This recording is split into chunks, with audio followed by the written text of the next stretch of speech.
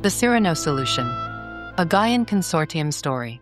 Alexa Bischoff had known this day would probably come, but somewhere in the back of her mind, she'd stubbornly held on to the notion that maybe the fateful event would never occur after all, that maybe her biological father would relent, and she'd finally have the freedom she'd wished for and been denied for all her 21 years. She always mentally referred to him as her biological father, because Henry Bischoff, one of Gaia's richest oligarchs, certainly had never been a real father to her. Somehow, despite all his precautions, her mother had been clever enough to become pregnant with his child, and although he'd made sure neither of them wanted for anything material, he'd also never been a part of his daughter's life in any meaningful sense, except perhaps to remind her in subtle and not-so-subtle ways that one day payment would come due for all the money he'd spent on her and her mother over the years. And that day had apparently arrived at last. The transmission had come through this morning, so early in Luna City's daily cycle that both Alexa and her mother were still asleep. Because Alexa was not allowed her own comm channel, both her parents had done their best to make sure she wasn't exposed to any outside temptations. The message had come to her mother Rian's account. "Your father has chosen a husband for you," Rian announced as Alexa came into the kitchen for her morning cup of tea. "He'll have more information for us shortly." At the time, Alexa had still been so sleepy that she'd just nodded, the words only partly penetrating her brain. After a few swallows of tea, however, she could feel her stomach clench as she realized that her doom had finally descended. "Who is it?" she asked, trying to sound casual. Ryan Sinclair disliked drama because it could cause wrinkles, and so Alexa tried her best to avoid doing anything that might ruffle her mother's feathers. It was just easier that way. "I don't know," Ryan said airily. "Your father didn't say." Of course he didn't. Henry Bischoff probably considered that piece of information irrelevant, because he knew Alexa would do as she was told. If she didn't, her mother might lose this luxurious condo in Luna City's most prestigious development, might not have access to the various treatments and surgeries that had kept her astonishing beauty intact for the past 20 years, and made her look far more like her daughter's very slightly older sister than the mother she actually was. And although Alexa had hatched more than one escape plan over the years, from the time she'd first learned of her biological father's plans for her when she was around 10 years old, all the way until just a week or so ago, she also knew she would never actually go through with any of those plans. While she believed she might be able to survive without all the luxuries her biological father provided, she knew she couldn't say the same for her mother. And she also guessed that Henry knew quite well the leverage he had over her, the subtle blackmail that made Alexa stay put despite how she chafed over her confined existence. In a way, it was almost a relief to know that Henry had finally made a decision. If she couldn't escape this fate, she might as well get it over with. Her mind had already manufactured enough horrors, most of them involving the richest and most unattractive men in the ranks of Gaia's oligarchs, that Alexa found herself thinking the reality couldn't possibly be any worse. At least, she hoped it couldn't. Marek Sen-Krendil had been certain that Henry Bischoff would say no. The Gaian might have inherited much of his vast wealth, but he'd also added to it during his lifetime and was known as a shrewd negotiator. But, after a very long pause, during which Marek sat quietly in his study, waiting for the man's reply, he'd given the slightest of nods. 30 million units, He'd said. And my daughter. This was a conversation that, legally, should not have taken place. While the Eridani Accord kept the Gaians and Marek's people, the stations, from engaging in outright warfare, the two races still had no love lost for one another, and were not supposed to have any contact except through diplomatic channels. However, if the stations knew one thing, it was that the Gaians would always find a way around the rules if commerce was involved, and the contact between Marek Sen-Krendil and Henry Bischoff was no exception. While the station's own code required that no trade was allowed involving goods which could be used against their own people, steel and other metals for weapons and spacecraft were strictly forbidden. Luxury items were quite another matter. Marek's lands on Statia were rich with the fiery black opals the Gaians prized, and which the stations had little use for because of their inherent fragility. Those opals were so rare that they were worth more than their weight in platinum. Henry Bischoff had offered $25 million for the cash Marek was trading now.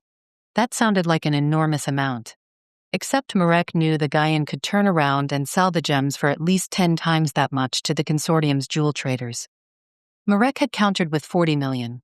Bischoff had stood firm at 25, even though he must know he was woefully underbidding what the gems were worth, until Marek said, 30 million, and your daughter Alexa. To give the Gaian credit, he hadn't even blinked. My daughter is not part of this transaction. Except, of course, she was. Marek always made sure to do his research before entering into any negotiation, and although the Gaian oligarch had done his best to keep his daughter's mere existence a secret, the information about her was out there, if you knew where to look. Since Marek had done business with several excellent hackers in the past, it had not been that difficult to put them to work unearthing Henry Bischoff's vulnerabilities. And Alexa Sinclair, the girl used her mother's family name, not her father's, appeared to be Bischoff's weak point. Not because the oligarch cared about her particularly, but because he'd been carefully hoarding her, holding her back like an ace in the Gaian card game known as poker. As far as Marek had been able to tell, she existed primarily to be called upon if her father needed her to. Sweeten the pot, to use more Gaian parlance.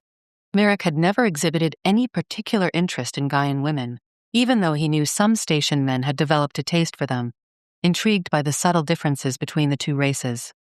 But when the hacker sent him the dossier, he'd been struck by Alexa's image. The delicacy of her features, the glorious fall of copper-hued hair that hung around her shoulders. No station woman had hair that color. But what had touched him most of all was the sadness in her striking green eyes, as if she knew she existed merely to be used as a pawn by her father, and so had no true hope for happiness in this life. Those eyes had haunted him. That was when he devised this plan, thinking he could include her as part of this deal so he could take her away from her father. Although the two races had been hostile almost from the moment they'd encountered one another, Marek knew that, biologically at least, there was not so very much to separate human from station, except a few superficial physical traits. Even while he tried to focus on the financial benefits of the deal, he realized that he wanted to coax a smile from those beautifully curved lips, needed to see Alexa's jade-hued eyes light up with laughter. Of course, he had not mentioned any such sentimental nonsense to Henry Bischoff, a man who apparently had liquid helium running through his veins. No, Marek hoped that Bischoff would think him a fool, a feckless alien who had no true concept of the fortune in his possession. A fool willing to give up millions and millions in profits because he didn't know any better. Marek had only lifted his shoulders. That is what I am willing to take for the gems. If you do not wish to make this deal, then there are others who have expressed interest. Which wasn't a lie, and of course the Gaian knew that as well as Marek did. After a perfectly timed pause, Bischoff said, Well then, I believe we have a deal. 30 million units, cash and Alexa. Very good, Marek had replied. I will have my people manage the details. Half now, and the remainder after your daughter has been sent to me. And that, it seemed, was that. The instructions they'd been given were peculiar, to be sure. A private ship would be sent to collect her, and she would be taken away to her new home. She would be allowed only 2 pieces of luggage, and she must come alone. Why she was allowed so little of her personal belongings, Alexa didn't know, except possibly her new husband wanted her to leave as much of her former life behind her as possible. Since that life had been a confining one, she couldn't say she minded that particular stipulation. Even Alexa's mother had seemed a bit shaken by these demands. Alone? Rian demanded of Henry Bischoff, who at least had stepped up enough to deliver his instructions via comm, rather than having one of his lackeys do it. But then, maybe he'd decided that the fewer people who knew of the plan, the better. You mean I can't even be there to see my only daughter married? A tear glistened in her eye, a carefully manufactured tear. Alexa knew her mother certainly wouldn't do anything to damage the porcelain symmetry of her features, which meant that real crying was definitely out of the question. Watching this exchange, Alexa stood off to one side, arms crossed.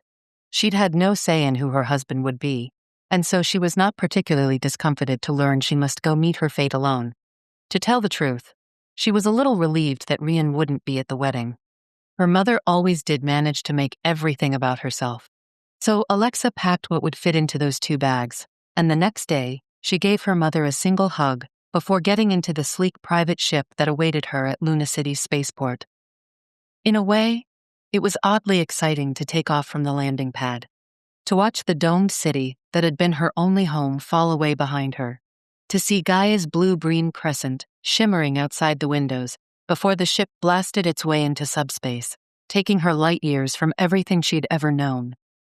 This was the first time she'd been in space, since she'd never even been allowed to visit Gaia, let alone travel to any other worlds.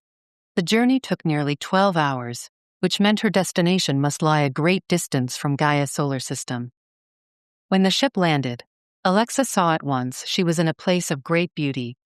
Alien plants in shades of green and teal and subtle purple waved in a sweet-smelling breeze, and a clear white sun shone down from overhead. This was the first time she'd ever breathed in air that hadn't been endlessly recycled. The first time she'd ever felt a breeze that wasn't generated by a fan or an air circulation unit. A cautious little tendril of joy unfurled in her heart. Maybe, just maybe, this distressing turn of events might turn out to be a blessing in disguise. Waiting for her just outside the ship was a neck, its silvery metal surface gleaming in the sun. Good afternoon, Miss Alexa. It said as it took the 2 bags she brought with her. I'm here to guide you to your new home. Thank you, she replied, since she wasn't sure what else to say. There had always been mechs in her mother's house, because Henry Bischoff's money had made sure they could afford them. But this particular mechanoid seemed to be a very new model, tall and humanoid in shape, rather than the trundling little cart-like machines that had carried out the household chores in her Luna City condominium. The neck led her away from the landing pad, through gardens filled with flowers that bloomed in shades of purple and blue and white. They came upon a house that was clearly Eridani-inspired, with its clean lines and graceful use of natural stone and glass. Is my new husband an Eridani? Alexa wondered as she followed the mech inside. Is that why my biological father wouldn't tell me who he was? Almost immediately, though, she had to cast that thought aside. While the purple-skinned, alien Eridanis had been marrying Gaians for decades, she knew that no Eridani would agree to any arrangement where a sentient being was being used as chattel. And so she couldn't quite believe one would ask her to be included as partial payment in a business transaction. The Eridanis were the galaxy's peacemakers, the philosophers, not people who would engage in trading human flesh. But still, as she looked around and saw all the handsome furniture made of pale wood and marble, the lush plants everywhere, she found herself frowning. The house did feel very Eridani, or at least it looked a good deal like the pictures she'd seen of Eridani homes. Whose house is this? She asked. The neck said simply, The home of my owner. But who is he? He will tell you that himself. When? When the time is right. That was the problem with necks. They would only respond according to their programming. Yes, the technology involved was quite sophisticated, but they couldn't think for themselves. Not really. True artificial intelligence had been banned for centuries. The disastrous forays into that field in the 21st century had shown that allowing machines any real intelligence was the best way to ensure humans would soon be obsolete. Since Alexa knew it would be a waste of her time to attempt to pry any other information out of the neck, she was silent as she followed it into a lift that brought them to the home's 2nd floor. Here, she was taken to a large suite equipped with every comfort she could imagine, and since she had been raised in an elegant home with no expense spared, she could imagine quite a bit.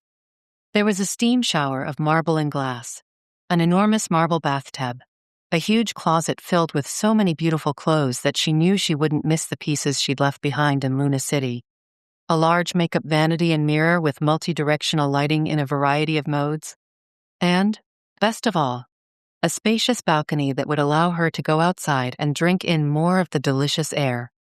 2 chairs of wrought metal and a matching table had been placed on that balcony, making it the perfect spot to sit with her morning tea, or possibly sit with her new husband and have a glass of wine at dusk. She'd never had a glass of wine, or any kind of alcoholic beverage, because Ryan hadn't allowed it in the house, possibly because she feared it might damage her looks. Due to this restriction, Alexa had no idea what wine even tasted like, and she found herself hoping that her mysterious husband might be a bit less rigid on the subject. Is there anything else you require? The mech asked. I would like to see my husband, Alexa replied. Since she'd snacked several times on the journey here, she wasn't all that hungry. Her desire to meet the man who had brought her to this place overrode any other concerns. I have no control over his actions, but I will tell him of your wishes. Have a good day. And the mech went out of the suite, closing the door to the hallway behind him. At once, Alexa went over and tried to open it, but the control panel wouldn't react to her touch. So she was a prisoner, even if her cell was a very luxurious one. Does it matter? She asked herself, as she went to retrieve her luggage from the spot where the mech had deposited it on the floor. You were just as much a prisoner in Luna City. At least here you can get some fresh air. Which was true enough. She hung up the clothing she'd brought with her, put her few toiletries away in the bathroom. It was easy to see why she'd been told to pack so little. Everything she needed had already been provided. Her new wardrobe consisted of items as lovely as anything her mother had ever worn. And Alexa felt a little stab of satisfaction in realizing that here in her new home, she would no longer be forced to wear garments that guaranteed she would always be relegated to the background. Now all she had to do was wait to meet her new husband. Merrick listened to the mech's report and nodded. Alexa was now installed in her new suite, a suite he hoped to share with her soon, and seemed eager to meet him. The question was, how best to arrange such a meeting? He knew she had never seen a station in person because no one of his race had ever set foot inside Gaia's solar system. As the mech waited patiently in the background, Merrick surveyed himself in the mirror in the modest room he had been using for his own. To human eyes, stations probably looked wild and barbaric, with their golden-hued skin and copper eyes. The sharp ridges above their brows and cheekbones, and the thick masses of dreadlocked hair both sexes wore down their backs. The ornaments in his hair were gold, denoting his station as the head of one of his homeworld's most prominent families. But Alexa would know nothing of that particular distinction, would very likely recoil upon learning that her new husband was not even human. There had to be some way to reassure her, to allow her to get to know him, without being frightened by his appearance from the very beginning. His gaze moved back to the mech. It had proved to be a handy servant, even though when he'd first purchased the mechanoid, Merrick had thought it might turn out to be an expensive toy and little more.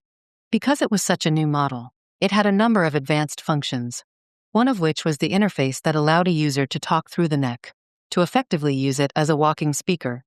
Alexa had already shown she was comfortable with the mechanoid, probably because her family's wealth had allowed her to grow up with the devices as household servants. Perhaps the best thing to do would be to use the mech as his voice. That way, he could learn something of his new wife, her likes and dislikes, her views of the world, before meeting her in person. Cowardly? He didn't want to think so, for certainly no one could accuse him of retreating from a challenge. But the last thing he wished was to frighten or intimidate his new bride, and this seemed the best way to approach her for now. Soon enough, she would know who he was. When the time was right, of course.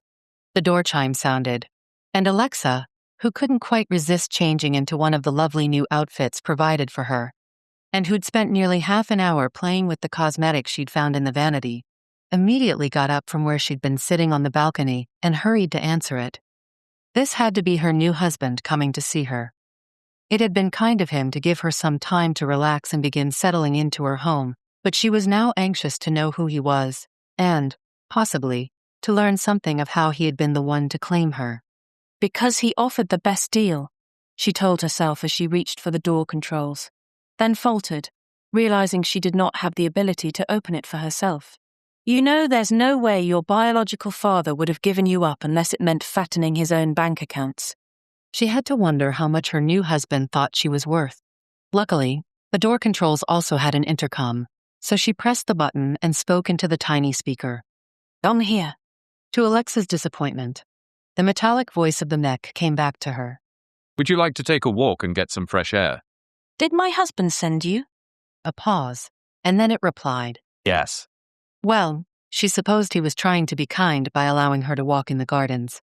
She almost asked why he hadn't come to escort her himself, but she held her tongue.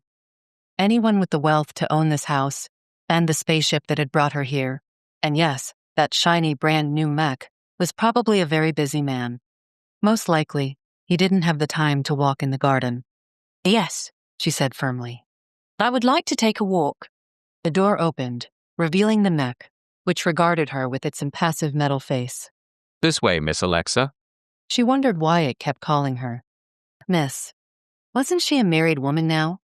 She'd been under the impression that she must have been married to her unseen husband by proxy, because she very much doubted that her father would have allowed her to come here if that part of the arrangement hadn't already been fulfilled.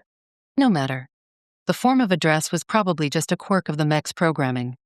Alexa followed the machine down the hallway to the lift, and from there out through the elegant ground floor of the house and into the gardens. While she had seen such things in vids and read about them in books, this was the first time she'd ever experienced such an abundance of growing things. There was a small, carefully curated botanical garden in Luna City, true, but it had never given her the same impression of abundant life as this place. She didn't recognize the plants, so she guessed this was not a Gaian colony world, as those planets tended to be terraformed and then seeded with Gaian flora to make them as familiar to their human settlers as possible. Again, she wondered if this place was in Eridani territory somehow. Maybe. The Eridanis did not have a large, far-flung star empire the way the Gaians did, but she knew they possessed at least a dozen or so colony worlds. Do you find your room comfortable? The mech asked, its head swiveling toward her. Odd. Alexa had never before encountered a mech who indulged in small talk, but this was a very up-to-date model. She supposed it was possible that its creators had decided to add a social module to its programming. At any rate, she didn't see the harm in replying. Very much. My new clothes are beautiful, and I especially like the balcony and the view of the gardens. Good, it said. Your new husband wanted you to be as comfortable as possible here. I would very much like to meet him. You will. He is currently occupied with other matters. As she thought, but she still couldn't quite hold back a flicker of resentment at being treated as though she was a relatively unimportant addition to her husband's world. One would think that after having her travel thousands of light years to be here, he might be a little more interested in at least seeing what his investment had got him. I suppose he is a very important man, she said lightly, then bent to sniff the delicate perfume of a pale lavender flower that hung from a vine nearby. Someone far too busy to spend valuable time on a wife. Was it her imagination, or did the mech seem to stiffen somehow? No, that was impossible. He was already made of metal. You couldn't get much stiffer than that. He regrets the necessary delay that prevents him from being here with you now. Such a careful reply, and one that didn't tell her very much. But then, Alexa found herself hoping that this delay was something real, not just a convenient excuse. She was already starting to feel at home here, as if something tight and controlled within her had suddenly begun to open up, like a flower lifting its head to the sun after a long, dark night. The last thing she wanted was to be at odds with this new husband of hers before she had even met him. I regret it very much, too, she said, and began to walk again. Her goal this time, a small pond, with slender, gracefully drooping trees planted around its border. There had been several fountains in Luna City, but this was the first time she'd ever seen a body of water set into the ground and open to the sky. The mech paused a few feet away as Alexa went up to the edge of the pond and then knelt, trailing her fingers in the cool, clear water. She didn't stop to worry whether any unfriendly creatures lurked in the pond, because she somehow knew her husband must have made sure there wouldn't be anything here that might cause her harm. Can you tell me something of him? She asked then. There is not much to tell. He is a man of means, as you can see from this house and these grounds. His house and his lands aren't his character, though. The neck was quiet for a moment. If she hadn't known better, if the machine had been human, then she might have thought it was weighing its next words, but such an explanation didn't seem very likely to her. A neck could parse the thousands of calculations required to make a polite reply in less than a nanosecond. That is all I know, it said at last. Really? Even a mech should be able to tell me something. Is he young or old? Thin or fat? Human or... Alexa paused there, then decided to take the gamble. Eridani? He is not Eridani, the neck said flatly. Otherwise, I would say that he is of above average height, and around the average weight for a male of his age. Which is? He is 30 Gaian years old. Relief swept through her. Not so very much older than she, and taller than average. This was sounding better and better. None of that sounds like anything he would need to hide. As I stated earlier, he is not hiding. He has pressing business to attend to. So you say. Mechs were very literal machines, and therefore did not possess the necessary temperament to lie. But, on the other hand, Alexa supposed they could repeat falsehoods if they'd been programmed to do so. There are many who would think a new wife might constitute pressing business. Are you hungry? The neck asked then. Something about its voice sounded almost strangled, and she turned away from the pond to look at it through narrowed eyes. Changing the subject? No. I have calculated the hours since the last time you ate anything substantial, and realized that perhaps it would be a good idea for you to consume something. To tell the truth, she was hungry now. Maybe the fresh air had awakened an appetite she didn't know she possessed. Besides, it seemed clear enough that the neck wasn't going to offer any information its owner hadn't decreed harmless enough to pass along. So she told it that yes, she could eat, and it led her back to the house. As she went, however, she had to wonder exactly what the machine and its master were keeping from her. Marek relinquished command of the machine as soon as Alexa sat down to eat a very human meal of roasted game bird and rice and Gaian vegetables, which he had begun to grow in the greenhouse here as a hobby a few years earlier. Her color was good, and she looked content enough, and that was about all he could ask for at the present. However, he knew he would not be able to dodge her questions forever, even in the guise of his mechanical servant. Would she be angry if she learned that he'd approached her in this way, rather than confronting her the moment she'd entered the house and informing her that her new husband was not human? He wasn't sure. For one thing, he could tell immediately that she had a reserved nature, wasn't one to offer much of herself. Such a temperament was understandable, he supposed, considering the manner in which she'd been raised. No doubt she'd done what she could to avoid attracting attention. No mean feat, considering how beautiful she was. Now that he'd seen her close up, through the neck's eyes, but still, he was struck by the perfection of her pale skin, the copper fire of her hair when the sun caught it. She was the sort of woman who would make any male look at her, whether he was human, station, or Eridani. Probably even one of the mysterious Zor might have turned his hooded head as she walked by. But he could tell she was relieved by the few pieces of information offered to her, that her new husband was not someone twice her age, or lacking in the physical qualities that appeared she preferred. She was fairly tall for a Gaian woman, but Marek would still top her by more than a head. Perhaps you are a coward, he told himself then. For there she is, eating her dinner alone, while you linger up here in your study and fret over how she might react to you. That is one thing you will never know until you find the courage to face her and tell her the truth. That self-flagellating thought was almost enough to make him go to the door and send him down in the lift. However, he stopped himself in time, mostly because he knew Alexa had traveled a very long way and must be weary, and that it was probably better to allow her tonight at least to rest. The next day, well, he would just have to see what happened. Alexa slept far better than she thought she would, and woke up the next morning feeling quite cheerful. Why? She couldn't exactly say, except that possibly she'd faced what she'd feared for most of her life, and it hadn't turned out to be nearly as bad as she thought.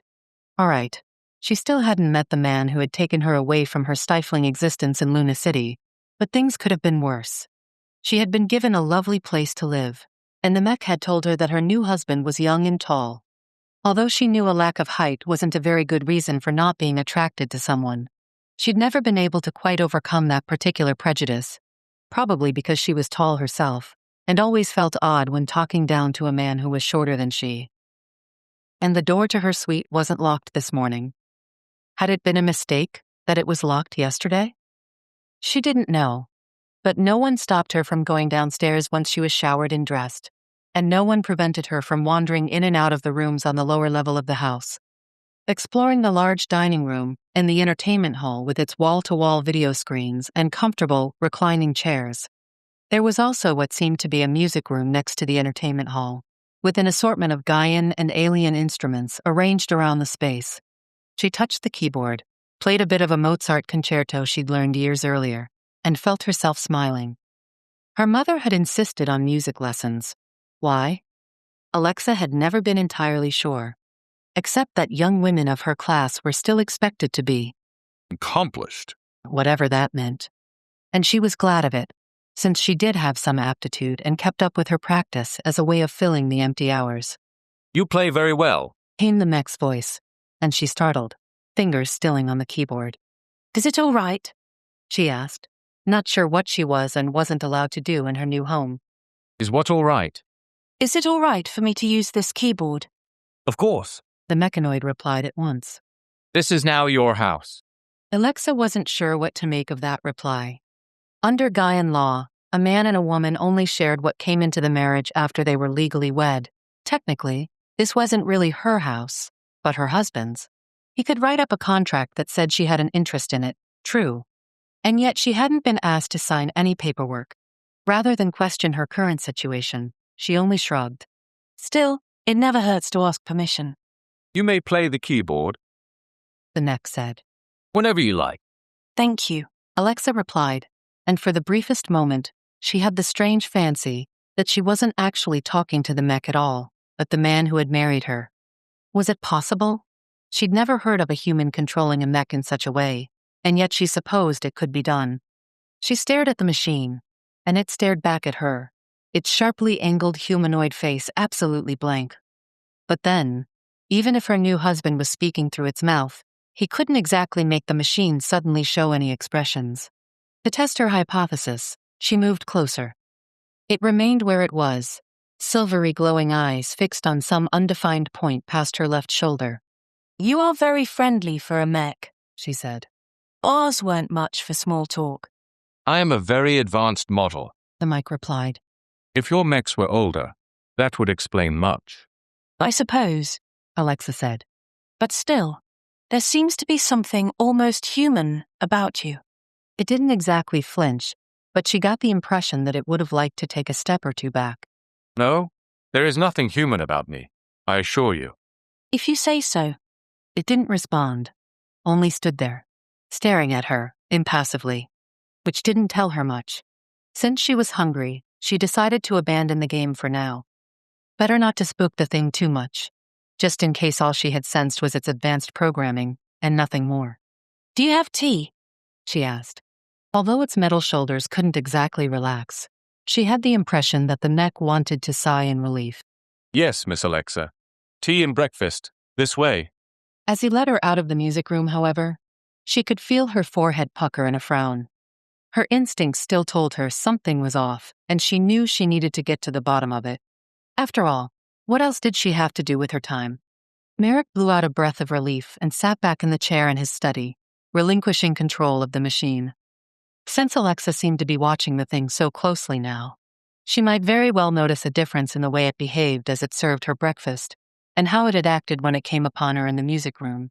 But he needed to take that risk so he could reevaluate his position. Honestly, he hadn't expected her to pick up so quickly that something wasn't quite right about the mech. He'd done his best to speak to her in a way that was neutral and formal, but clearly she'd decided that his responses didn't quite match what she'd observed in other mechanoids over the years, which meant he needed to decide what to do next. Perhaps the best move would be to simply go to her and tell her the truth, that while he wished to get to know her a little better, he'd thought it wise to use the neck as an intermediary as she became accustomed to her new surroundings. She'd already been through a great many changes in a short period, and he hadn't wanted to burden her with the knowledge that her new husband was a station until a little more time had passed. But possibly that hadn't been the correct approach to take. Or was it? Alexa hadn't seemed particularly upset. In fact, she'd worn a teasing little smile, as if she was pleased with herself for making such a discovery. Which she should be, he supposed. Behind her lovely face and outwardly placid demeanor, it seemed she hid a sharp mind. He probably should have expected as much. After all, she was Henry Bischoff's daughter. The man had been born to privilege, but his family had not ranked in the upper echelons of Gaia's oligarchs.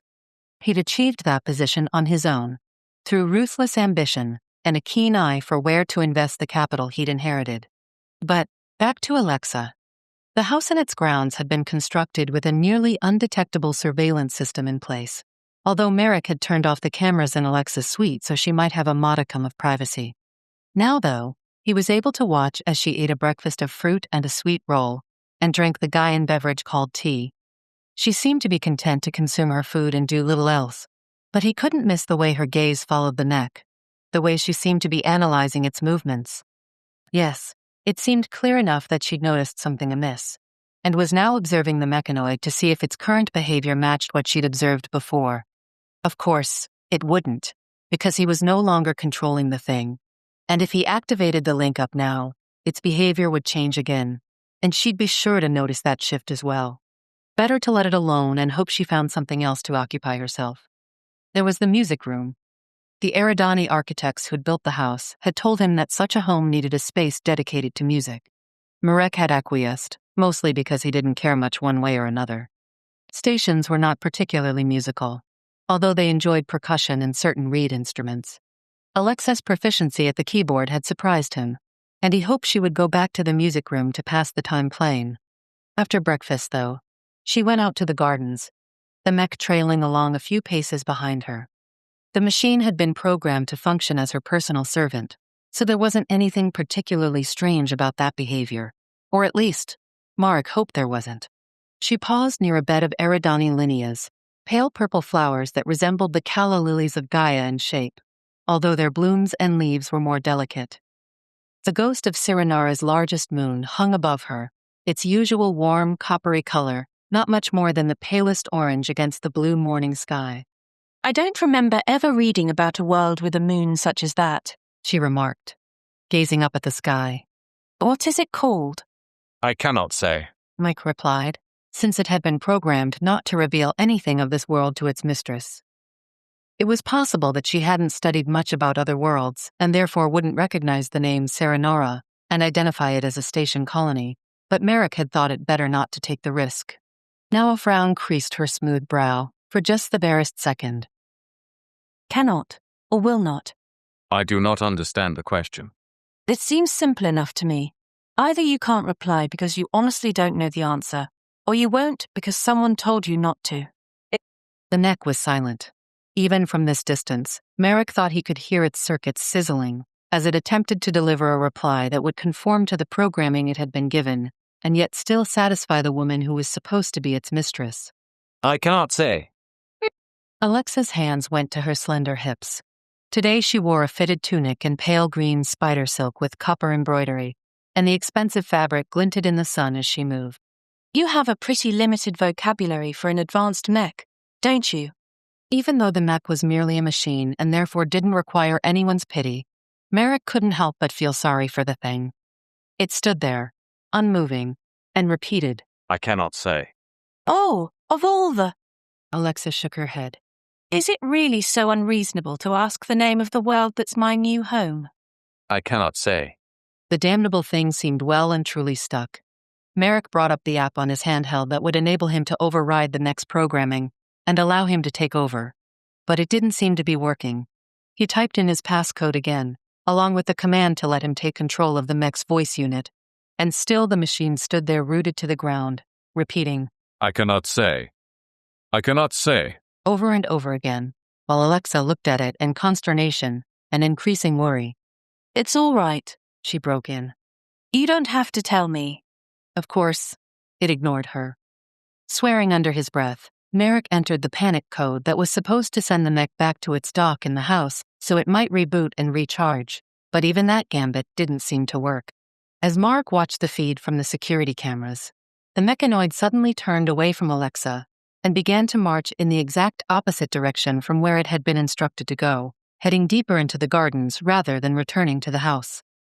A puzzled-looking Alexa kept pace with it, although from time to time, she sent surreptitious little glances over her shoulder, as if wondering why someone hadn't appeared to corral the wayward machine. Good question. Marique had other mechanoids on the premises, to cook the food and clean the house and make sure the grounds were kept neat and tidy, but there were no other living beings here. It was only him and Alexa, and he couldn't exactly expect her to overpower the mech and force it back to home base. Well, he'd wanted to put off their meeting for a bit longer, but it seemed as though the universe had forced his hand. He shoved his handheld into the pocket of his Eridani-made trousers, then hurried out of his office and into the gardens, moving as fast as his long legs would allow. As far as he'd been able to tell, the mech was headed toward the pond Alexa had visited just the day before. Why, Marek had no idea, except that it was an obvious landmark, and therefore something that apparently had floated up to prominence in the machine's short-circuiting brain. Unfortunately, he wasn't quite fast enough. Even as he burst through the grove of eller trees that grew on the far side of the pond, he saw the mech walk into the water, catch its foot on something, along the bottom, and fall flat on its face, disappearing beneath the surface. A sound of dismay escaped his throat. As soon as the curse left his lips, he looked up from the rippling water of the pond to see Alexa staring at him, her expression both shocked and surprised, a surprise that suddenly gave way to comprehension. "Oh," she said at last. "Now I see." When the tall figure emerged from the tree and cursed. At least, she assumed the word he'd spoken was a curse, although she'd never heard it before. Alexa couldn't keep herself from staring. While she'd viewed vids of stations, she'd never seen one in person. This particular specimen was tall and formidable, like all his race, even though he wore a civilized outfit in the Eridani style, black with a high collar and narrowly cut trousers.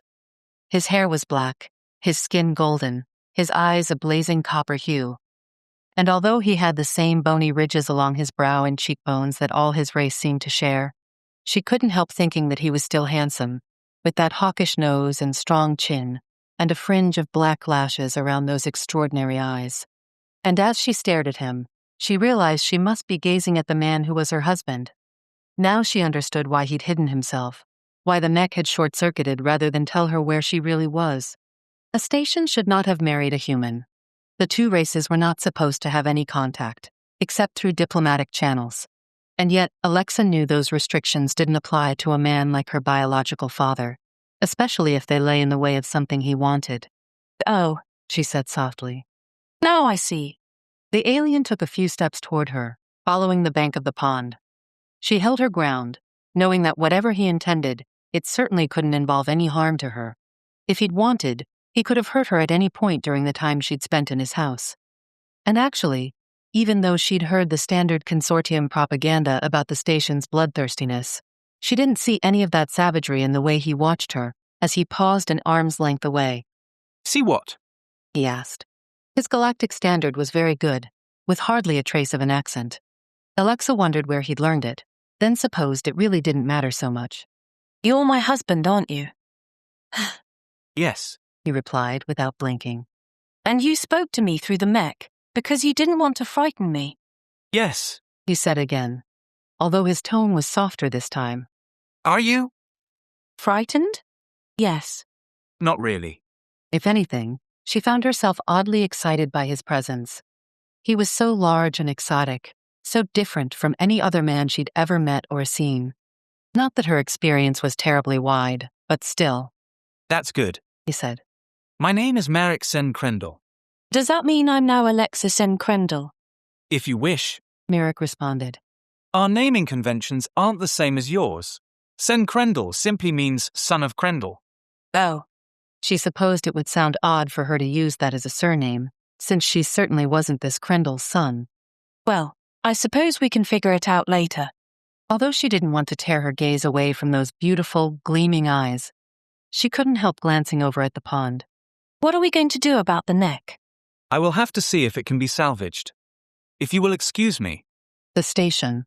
Her husband, Alexa reminded herself with an odd little thrill, strode into the water, apparently unconcerned by what a soaking might do to his boots or trousers.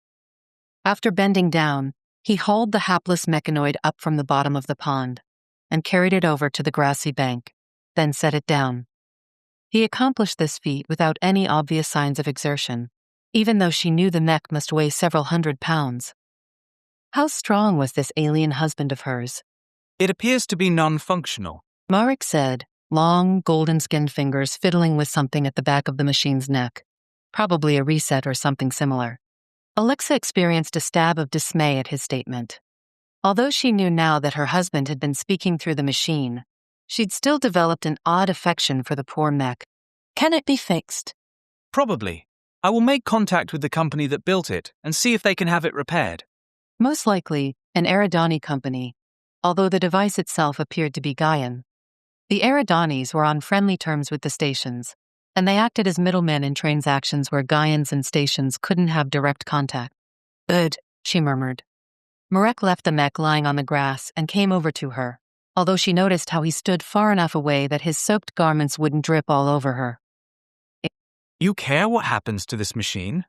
All Alexa could do was shrug, since she wasn't sure she could adequately articulate what she was currently feeling. "It was a companion to me. even if only for a day, she said. I certainly don't want it to suffer any permanent harm because I pressed it too hard for information it couldn't give. A nod, and then Merrick smiled down at her. A flashing smile with white teeth. Very human, in a face that really wasn't. Or at least, not quite human. Even so, a certain warmth seemed to fill her, made her want to see many more of those smiles. We should go back to the house, she went on, doing her best to ignore how flustered she felt. You need to get out of those wet clothes. Oh, maybe that hadn't been the best thing to suggest, because the words were hardly out of her mouth before she began to wonder what he might look like without those clothes on. If he was this magnificent in a staid Eridani suit, if he noticed anything of her discomfiture, Merrick chose to ignore it. You're right, he said. And then, I can call the mechanoid distributor to come take it away for repairs. Shall we? He didn't offer her his arm, but maybe that wasn't a station custom, or maybe he simply didn't want to drip all over the embroidered silk of her sleeve. Either way, they headed back to the house in silence, Alexa's thoughts churning the entire time. She had met her husband, and he was so much more than she could have imagined or hoped for. But did he feel the same way about her? It surprised Marek how relaxed Alexa seemed to be around him. At the same time, he was intensely relieved, because it appeared this new marriage of his wouldn't be as difficult as he'd thought. They returned to the house, and he went to his room to change and to make arrangements to have the damaged mechanoid picked up and sent to the factory for repairs. Afterward, he went to the music room, since he'd heard her in there when he came downstairs. She was playing something soft and dreamy. What the tune was, he couldn't say. He'd never made a study of Gaian music. As soon as he entered the room, though, Alexa paused, her hands resting on the keyboard. The look she gave him was very direct. Why? She asked. He didn't pretend to misunderstand. Of course, she had questions. A few steps further into the room, and then he was beside her, standing close. She didn't flinch, or try to move away. In fact, her lips parted slightly as she gazed up at him. If that wasn't the mouth of a woman who wanted to be kissed, then he knew even less about the subject than he thought. But he restrained himself, saying, I had something your father wanted. We made a deal. Her expression didn't change, except that the corners of her delectable mouth turned up slightly. I always knew I would be part of a bargain one day. I just never expected that bargain to be made with a station. Your people aren't like the Eridanus. You don't make a habit of taking human lovers or spouses. So, why? Merrick didn't want to say it was because he had pitied her, or thought she needed protection. Perhaps such a motivation was part of why he'd insisted that she be part of the bargain he'd made with her father. But to say such a thing out loud would surely wound her pride. You are a very beautiful woman, Alexa. Surely that should be explanation enough? Now she actually chuckled. I might be pretty, but I know I'm not millions of units worth of pretty. And I know that's what had to be involved in your deal, because Henry Bischoff doesn't play at anything less. Very well then. I wanted to take you away, Merrick said simply. Away from what? Her mouth still smiled, but her clear green eyes now looked very serious. Away from people who did not see your value. You wanted to be my knight in shining armor, then? Merrick had always believed himself to be quite proficient in galactic standard, but the idiom she had just used was unfamiliar to him. I don't understand. You wanted to rescue me. I suppose I should be flattered, especially since stations aren't exactly known for their altruistic impulses. Her tone was light, almost casual, and so he was not quite sure how to respond to such a comment. I did not mean to upset you, he said carefully. He chose to ignore the veiled insult, mostly because he guessed she had not meant to wound him. Their two races had been at odds for decades, so it would have been more surprising if she'd had a favorable impression of his people. I'm not upset. And truly, she didn't look distressed. But since she'd had a lifetime of practice at cultivating a serene demeanor, Merrick wasn't sure whether he could trust that her expression truly represented what she was feeling. Now she put her hand on his arm, fingers slender but strong. I actually appreciate this whole Cyrano de Bergerac thing you were attempting. It was cute. Cute? He had no idea how he should feel about that remark. Cute was for cubs and young children, not grown men such as himself. And he was also not sure how he should react to the way she'd reached out to touch him.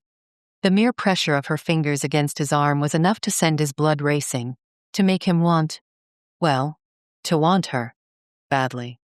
I'm glad to hear it, He said, his voice sounding tight even to himself. Actually, She went on. you don't know what a relief you are to me. I always expected my father to marry me off to someone horrible, but instead of the frog I was expecting, I got a prince instead. Merrick wasn't sure exactly what a frog was.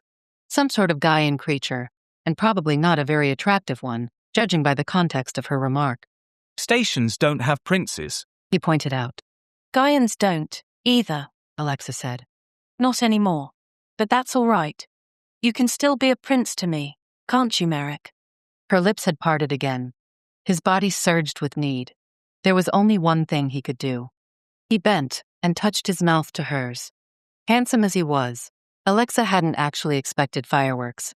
No one really reacted that way to a kiss, not in real life. Except, heat swept through her body as their lips met, and need washed over her, so strong that she had to stop herself from grasping the pressure tabs that held his suit coat closed and ripping it open right then and there. He smelled wonderful, of some sort of spicy scent that wasn't cloves and wasn't sandalwood, but was just as warm and inviting. In that moment, she didn't think about how he was stationed, or that he'd all but bought her from her father. No, she could only lose herself in the way he felt, the way he tasted, and realize that maybe the vids and the books hadn't been exaggerating after all. She bumped into the keyboard, and the middle D key made a little burping noise. Merrick broke the kiss there, but he smiled down at her and didn't seem too upset by the interruption. You didn't mind that, did you?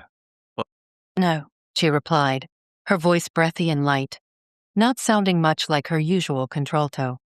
No, I didn't mind. Are all stations such good kisses? I have no idea. But I am glad you enjoyed it. Enjoyed was such a weak word to describe the sensations that had overtaken her body. The kiss had felt so delightfully illicit, and yet, how could it be? They were husband and wife, after all. True, puritanical notions about premarital sex had fallen by the wayside centuries ago, but still. It was wonderful, Alexa said. Probably better than all the kisses in all the fairy tales combined. Fairy tales?